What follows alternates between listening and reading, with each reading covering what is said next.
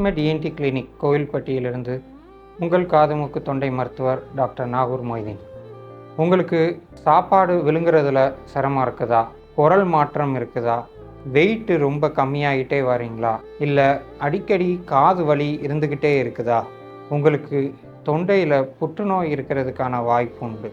இதை எவ்வளோ சீக்கிரமாக அருகில் உள்ள காது மூக்கு தொண்டை மருத்துவரை அணுகி எண்டோஸ்கோபி மூலியமாக பரிசோதனை பண்ணி அதை சீக்கிரமாக ஏர்லி ஸ்டேஜில் கண்டறிஞ்சால் மிக ஈஸியாக அதுக்குண்டான ட்ரீட்மெண்ட் எடுத்து அதிலிருந்து முழுவதுமாக விடுபடுறதுக்கான வாய்ப்புகள் ரொம்ப அதிகம்.